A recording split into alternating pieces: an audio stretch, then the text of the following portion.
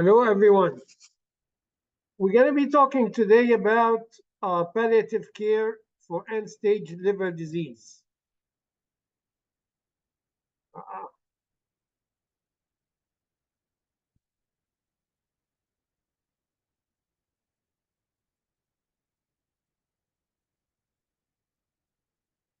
We'll be covering these objectives during the lecture. We'll start with the anatomy. The anatomy of the liver is simple. The liver is composed of two lobes. We're going to explain to you what is meant by surgical lobes at the end of the presentation here. You have the gallbladder and the biliary tract, which joins the pancreatic duct to drain in the duodenum here. End-stage liver disease is synonymous with advanced liver disease, liver failure, or decompensated cirrhosis, given the general irreversibility of these conditions.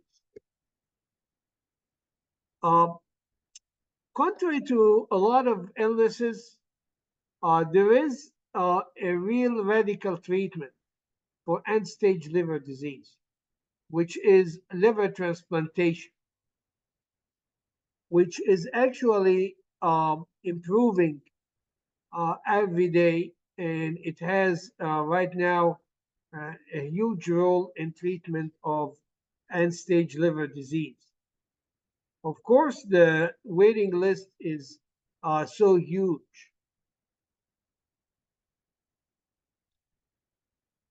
These are the stages of liver failure, starting from healthy liver to inflammation, fibrosis, cirrhosis, liver cancer, and end-stage liver disease. Generalized hepatic dysfunction is characterized by jaundice, which is a common feature. Intrahepatic cholestasis, involving either diffuse injury to the small biliary tract or metabolic derangements in the bile secretory apparatus at the level of the hepatocyte and the canaliculus. This is a typical of a patient with end-stage liver disease.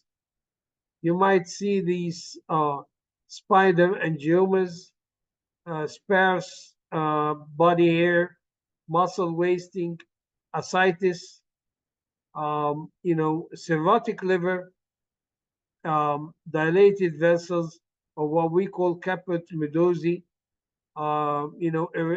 palmar erythema, jaundice, and encephalopathy. Just keep this picture in your mind while we're getting, through this presentation.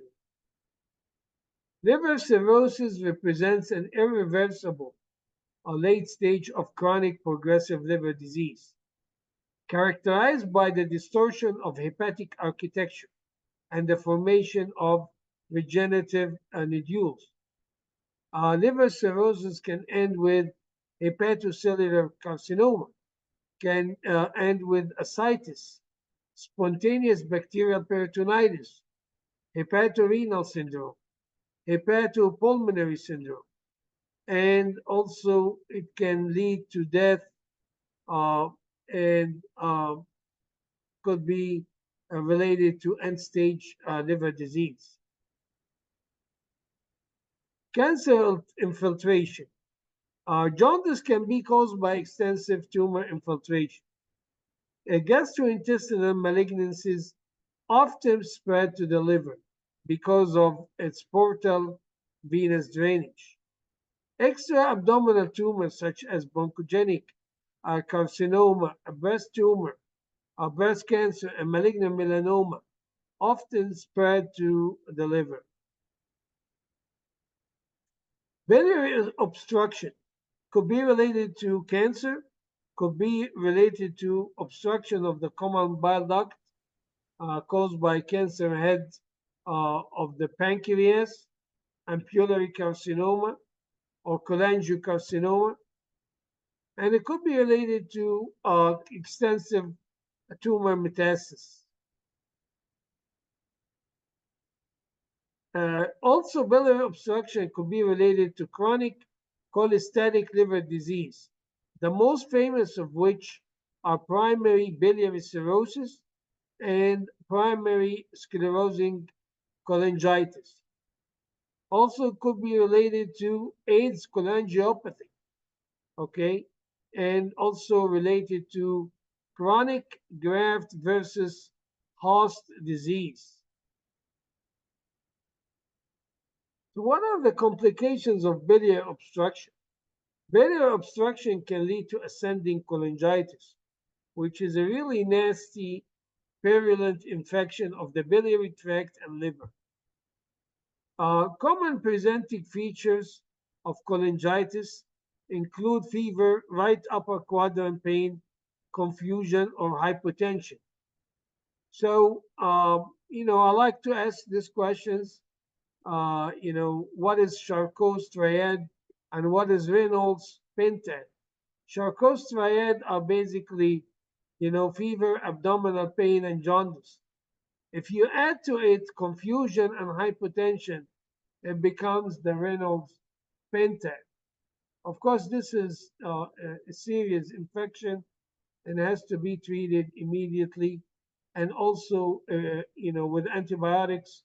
And you should attempt a biliary drainage if needed to do so. Diagnostic evaluation of liver diseases basically depend on three categories. The synthesis, which is basically the serum bilirubin, serum albumin, and prothrombin time. As you know, the prothrombin time depends on the clotting factors, that are manufactured by the liver, or in other words, the extrinsic pathway of, coagulation. Enzymes such as ALT and AST, gamma GT, and alkaline phosphatase. Remember, alkaline phosphatase could be high because of the liver or because of the bone, like for example, vitamin D deficiency, for example, okay, or metastatic tumor in the bones. Tumor markers for the liver, the most famous of which is alpha fetoprotein. From a radiologic point of view, you have ultrasound, you have a CT, MRI, magnetic resonance cholangiopancreatography, or what we call MRCP, or endoscopic ultrasonography, ERCP, and percutaneous transhepatic cholangiography. So ultrasound is a simple test, and it's actually it's kind of sensitive and specific. However, the only drawback of ultrasound is even if you do ultrasound and let's say there is nothing there with the ultrasound, you cannot rely on it. And you have to do other tests, okay, to confirm there's nothing inside the abdomen. All right. If you have actually symptoms and clinically you think that there is something, you have the endoscopic ultrasonography and ERCP. ERCP is highly accurate with sensitivity up to 98% and specificity from 89 to 100%. PTC, or percutaneous transhepatic cholangiography, you actually approach the biliary tract from outside. This is in a situation where you're not able to achieve it from inside. ERCP, okay, and this is AUS, or endoscopic ultrasound. Prognosis. In general, the degree of hepatic decompensation is the most important determinant of prognosis. We have two models here. We have the Child-Pugh classification, and we have the MELD score or model for end-stage liver disease. All right. So this is a usual question in the exam. What's the difference then? Well, the Child-Pugh was initially developed for patients with liver cirrhosis and portosystemic shunts that they needed, some sort of a classification, to see whether they're eligible for surgery or not. Okay. Um, Child-Pugh is still valid score on the long term. Okay. MELD score is better on the short term. MELD score only relies on, a labs. It doesn't rely on any clinical, manifestations here, and is useful for patients going to liver transplantation. Generally speaking, patients with compensated cirrhosis, their median survival may extend beyond 12 years, while patients with decompensated cirrhosis have a survival without transplantation that's approximately 2 years.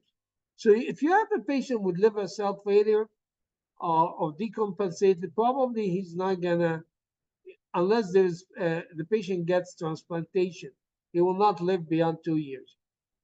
This is the MELD score, and this is the child score.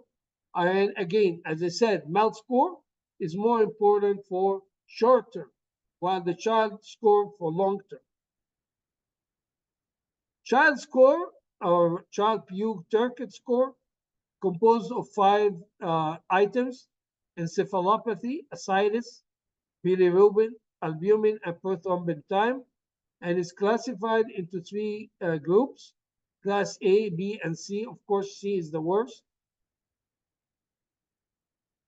MELD, again, is important for liver transplantation, prioritization, and for short-term risk of death. This is how you calculate the MELD. There are calculators in the computer, in the net. You don't have to use your calculator to do these sophisticated ones. You just stick the numbers and you will get the score. Okay, and it's based on the bilirubin, INR, and serum creatinine, and it's a certain constant. When you're if you're on dialysis, the serum creatinine you should be using is 4. So this is a constant for people that are on dialysis.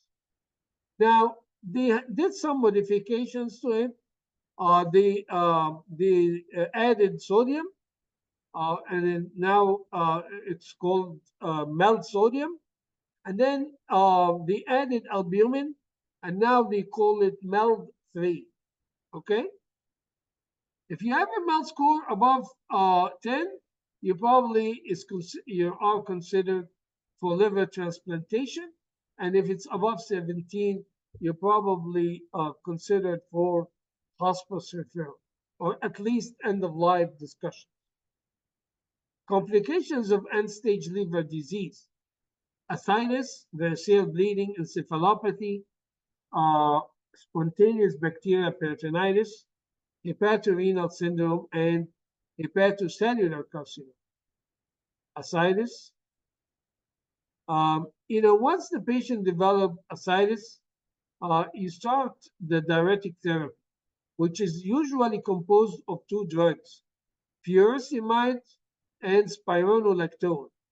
And these 2 drugs, they balance each other, and you have to give them in a certain proportion. Okay? Now, you can also utilize a fluid restriction in patients whose sodium is less than 120. Diuretic-resistant ascites in patients with cirrhosis is considered to be present when at least one of the following criteria is present: an inability to mobilize ascites despite confirmed adherence to dietary sodium restriction and administration of maximum tolerable doses of diuretics, 400 milligram of spironolactone and 160 of furosemide. Rapid accumulating of fluid after therapeutic paracentesis, development of diuretic-related complications such as progressive azotemia and hepatic encephalopathy. There are a variety of approaches to ascites. Medications that decrease the systemic blood pressure and thus renal perfusion should be discontinued. These include beta blockers and ACE inhibitors. And in place, you have to add, something like Medodrine, which is a vasopressor. Sometimes in refractory cases, we do a procedure called transjugular intrahepatic portosystemic shunt or TIPS. And we're going to talk about it just in a few minutes.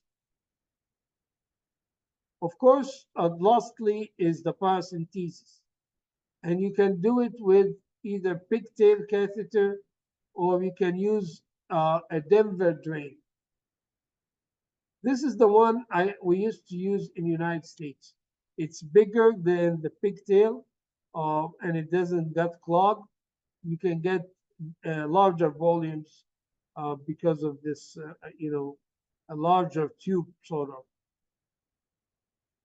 Ascites treatment in palliative care. Again, you have to treat the underlying encephalopathy using, lactulose and rifaximin. Rifaximin is the second choice in hepatic encephalopathy after lactulose.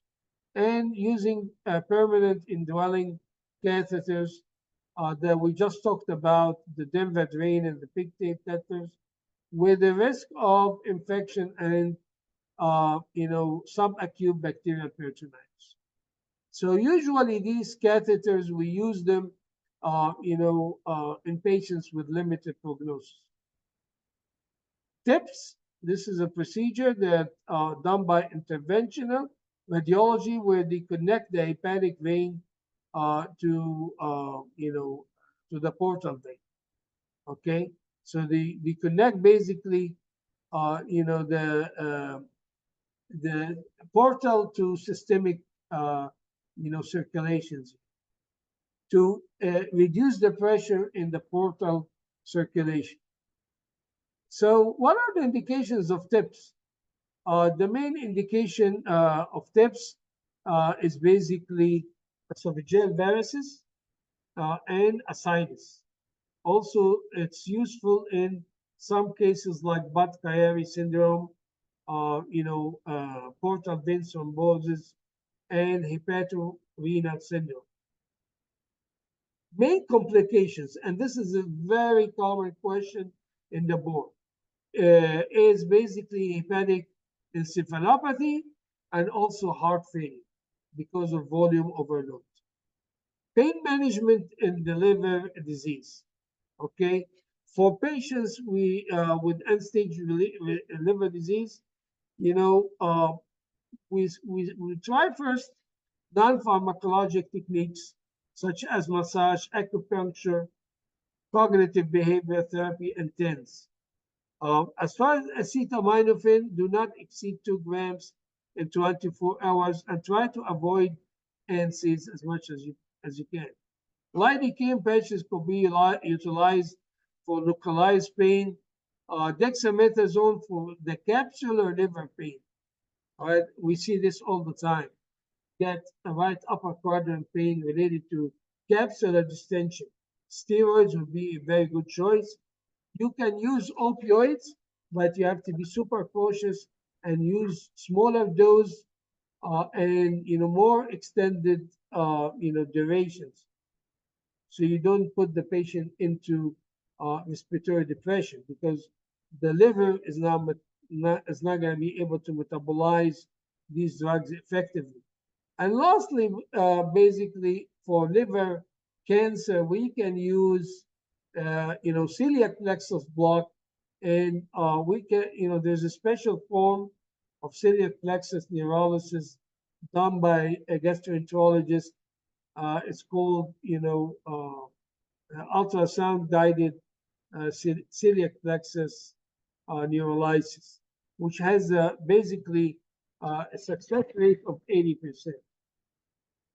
Okay, endoscopic ultrasound guided celiac plexus neurolysis block.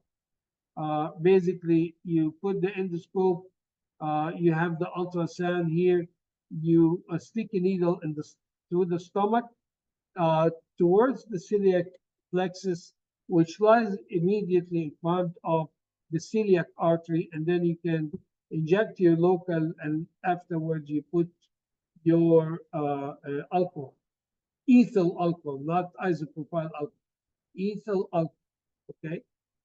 50% ethyl alcohol. Muscle cramps is a common feature in patients with end-stage liver disease. You can deal with this by using branched chain amino acids, taurine, zinc repletion, and vitamin E. In old days, we used to use quinine. It's available in certain places of the world. You just have to be super careful in patients that have Child-Pugh, score of C cirrhosis. Child-Pugh C cirrhosis. Cachexia is also another manifestation of end-stage liver disease, and it's related to protein calorie malnutrition. Cholestatic pruritus is a very common form of complication that you see in end-stage liver disease. And you can see here the scratch marks, the scleral icterus, and xanthomas. Cholestatic pruritus could be very irritating and distressing to patients. And there are multiple reasons for this phenomenon. It could be related to acute liver disease, such as acute hepatitis or obstructive jaundice, or chronic liver disease, such as primary sclerosing cholangitis or primary biliary cirrhosis. The pathogenesis of pruritus is very important, and it includes dermal itch stimulation by bile acids, a material called lysophosphatidic acid, LPA, endogenous opioids, and progesterone derivative. Okay, this is how we treat cholestatic pruritus. We have 5 drugs and biliary drainage. In the exam, you should pick up as a first choice biliary drainage. If you can drain it, you do so. Otherwise, you use these drugs. You can do endoscopic placement of biliary endoprosthesis, or you can do it through endoscopic and percutaneous, okay, in some cases. So this is how you end with, you stick an endoscope and you put a stent, in the biliary tract here to open up this, a closed channel. As far as the drugs, you have also deoxycholic acid, and this is useful, guys, mainly in primary biliary cholangitis. In old days, we used to call it primary biliary cirrhosis. And then it's also, useful in primary sclerosing cholangitis. And basically, it helps reduce the cholesterol saturation of the bile and dissolution of the cholesterol-rich gallstones. Also, deoxycholic acid. Anion exchange resins, like cholestyramine. The only problem with this is it has a bitter taste, and you have to use it with like orange juice or something like that. It's really bitter. And the dose is up to 16 grams per 24 hours. Rifampin is a very a famous antibiotic. They actually found that it reduces a substance called ototoxin.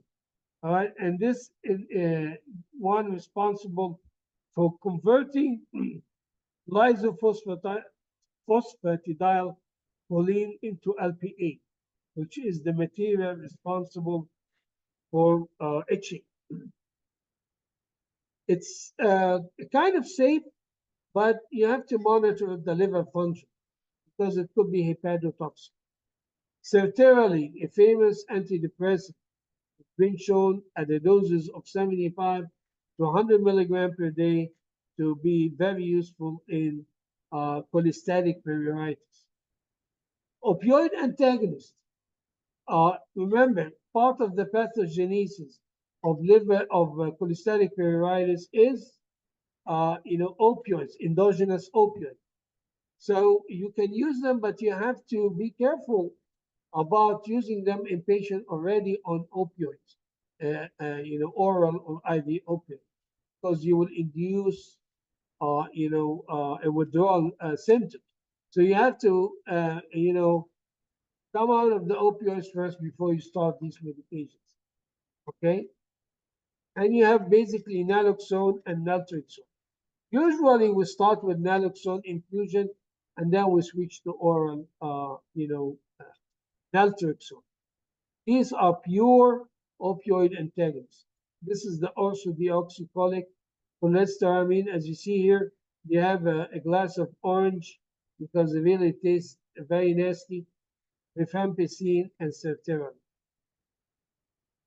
All right, we'll jump into hepatic encephalopathy. Okay, so this is another complication of end-stage liver disease. The main causes are usually acute liver failure, portosystemic bypass, and advanced cirrhosis associated with portal hypertension and or portosystemic shunts. Major risk factors: hypoxemia, hypercapnia, TIPS, portal vein thrombosis. Remember, the major complication of TIPS is hepatic encephalopathy. Infections, all right? Particularly subacute bacterial peritonitis, acute kidney injury, and GI bleed. And as far as at the level of basic neurotransmitters, you have increased neuroinhibition by increased GABA and reduced neuroexcitation by glutamate and other chemicals, of course. And also by increased ammonia level, which increases the brain water and alter neurotransmitter and causes brain energy failure. This is the classification of hepatic encephalopathy. It comes into from grade 1 to 4. They call it the West Haven hepatic encephalopathy classification. I remember the name of the town because I lived there for 1 year. And this could be treated with lactulose as the first choice and rifaximin as a second choice. Variceal bleeding is another common complication of end-stage liver disease. Guys, please mute your mic, please. The main treatment right now available is the band ligation. Balloon tamponade if you don't have the band ligation equipment. And endoscopic sclerotherapy is out of favor nowadays. You can also use medications such as terlipressin, and this is available in Europe, or octreotide, which is available in the US. Spontaneous bacterial peritonitis. Guys, please mute your mics. Could be caused by portal hypertension, causing bowel edema and bacterial migration from the GI tract.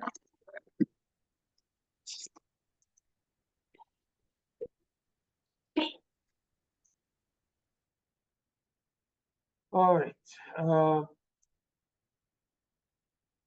Hepatorenal syndrome is a multi-organ condition affecting the kidneys and the liver, and it can cause acute kidney injury that can be seen in those with acute or chronic liver disease. And there are two types.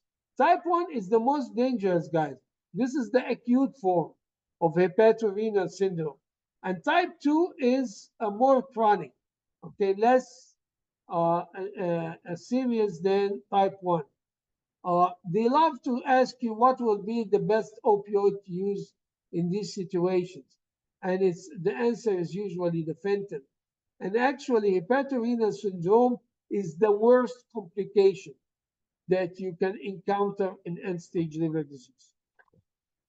It could be caused by viral hepatitis, especially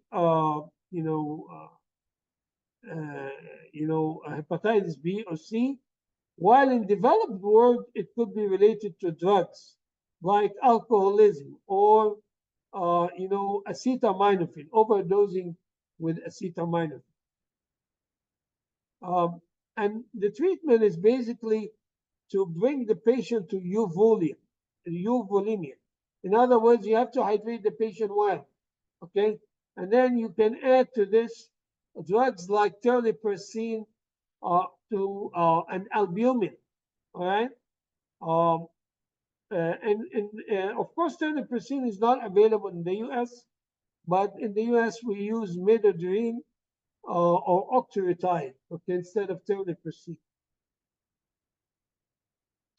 In some cases, we do the tips, and while in other cases we do renal replacement therapy.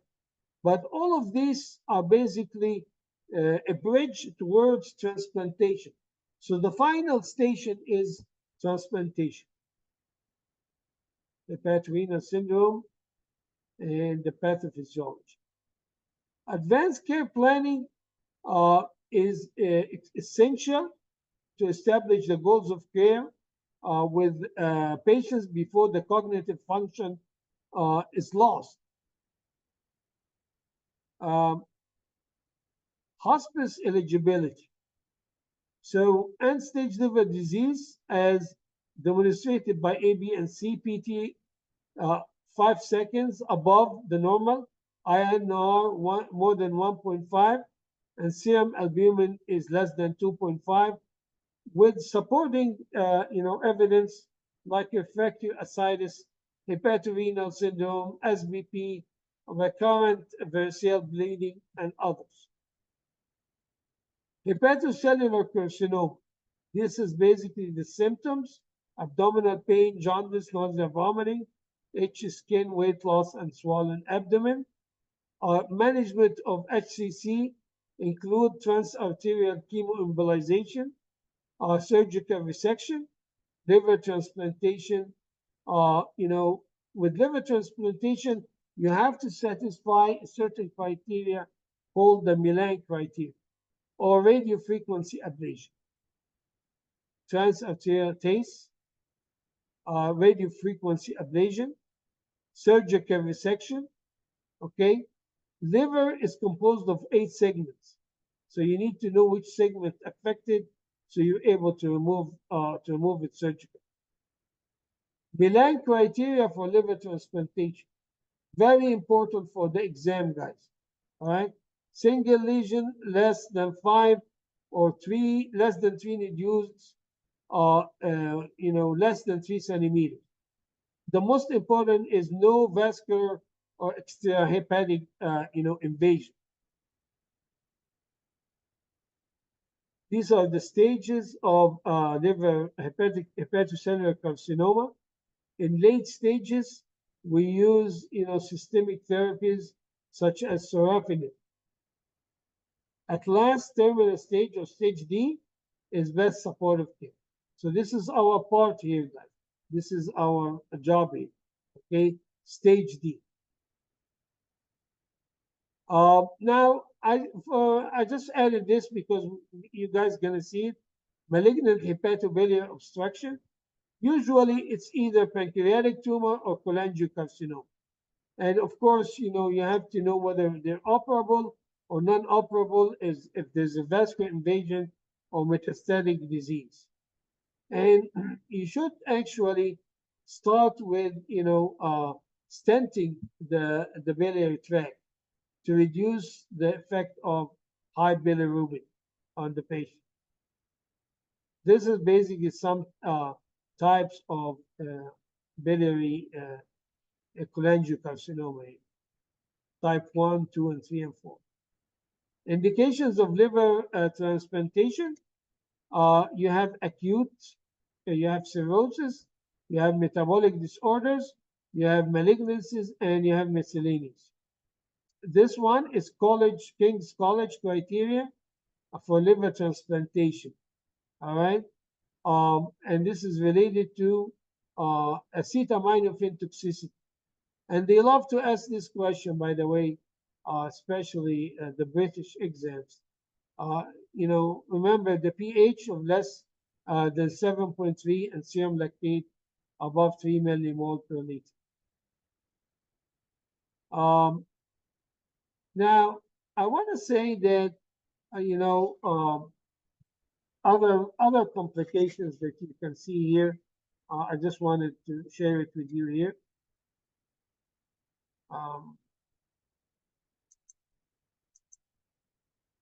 And we're gonna end the lecture here, just mentioning some of the key learning points. The term end-stage liver disease is synonymous with advanced liver disease, liver failure, and decompensated cirrhosis. Given the general irreversibility of these conditions. However, in contrast to other terminal illnesses, liver transplantation can be a definitive and potentially curative treatment for irreversible liver disease. Palliative care has much to offer toward improving the quality of life for patients with end-stage liver disease, as well as planning on improving the quality of their deaths. This is a celebrity here, Kieran Dyer, before getting the liver transplantation. As you can see, he was jaundiced, he looked really, miserable here. Now, after the surgery. All right, I think we're done. I just want to mention, some of the questions here that they love to ask about, liver disease and the last minute here. One of them, what will be the best opioid in hepatorenal syndrome? It is, a fentanyl. What is the worst, complication? And end-stage liver disease is basically hepatorenal syndrome. They always ask about the MELD score, the difference between the MELD score and the child Pew scale here.